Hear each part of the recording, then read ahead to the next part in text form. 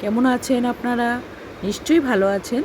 এটাই আমি সবসময় আশা করি যে ভালো থাকবেন, সুস্থ থাকবেন। বন্ধুরা, আজকে শুভ স্নানযাত্রা সবাইকে জানাচ্ছি। আজকে স্নানযাত্রা, তাই আমি শত নিয়ম টিয়ম জানি না।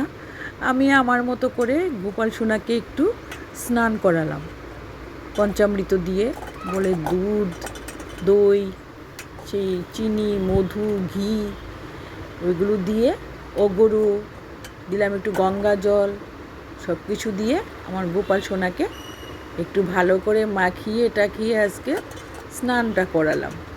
গোপাল সোনাও খুব খুশি জল পেয়ে। আর গরমও তো পড়েছে আজকে বন্ধুরা খুব বেশি।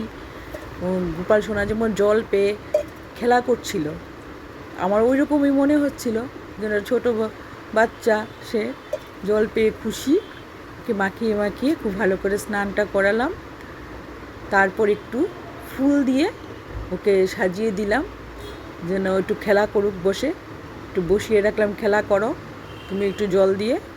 তারপর ওকে জামা কাপড় ছাড়িয়ে আর বেশি করে জল দিয়ে স্নান করিয়েছি বন্ধুরা।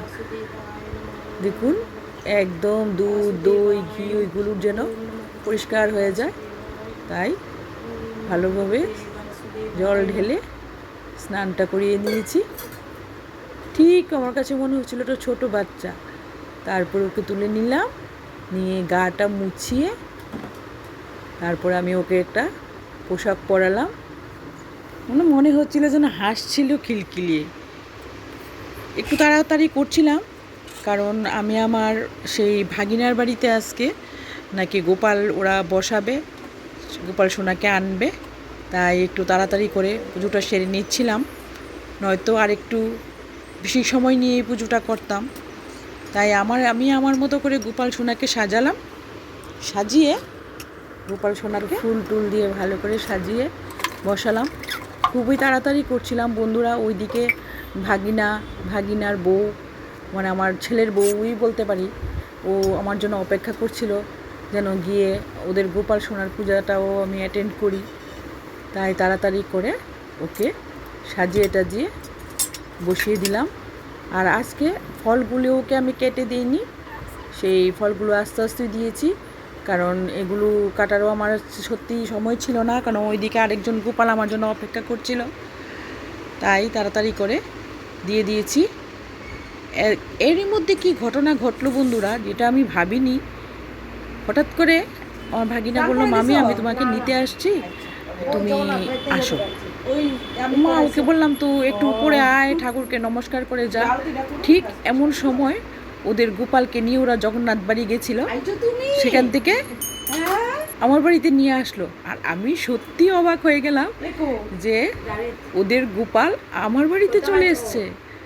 মানে এটা অবাক কাণ্ড মনে হলো। আমি খুবই খুশি হলাম। ওদের গোপাল সোনাকেও আমি আমার গোপাল সোনাদের সঙ্গে বসিয়ে দিলাম, দিয়ে ভাগিনা বউকে বললাম একটু পূজা করে নিই। তারপর ওদেরকে নিয়ে আমি ওদের বাড়িতে গেলাম। গিয়ে দেখুন বন্ধুরা, ওদেরও গোপাল সোনাটা খুব সুন্দর হয়েছে, একদম একটা ছোট বাচ্চা মনে হচ্ছে। ও সেই আজকে গোপাল সোনাকে স্নান টান করালো, করিয়ে গোপাল সোনাকে সুন্দর একটা জামা পরালো। খুবই সুন্দর লাগছিল গোপাল সোনাকে। ওরা স্বামী স্ত্রী দুজনে মিলে সাজালো, হাতে হাত মিলিয়ে পুজো করলো। আর আমার ননদ গোপালকে নিয়ে খুব আদর করছিল। আমাকেও বললো, মামি তুমিও একটু গোপালকে কোলে নাও। নিলাম, সবাই মিলে খুব আনন্দে আজকে স্নান যাত্রাটা আমাদের কাটলো বন্ধুরা। আপনাদের কিভাবে কেটেছে একটু জানাবেন, জানালে খুশি হব। আর ওদের আশীর্বাদ করবেন ওরা যেন ভালো থাকে। আপনারাও ভালো থাকবেন, সুস্থ থাকবেন।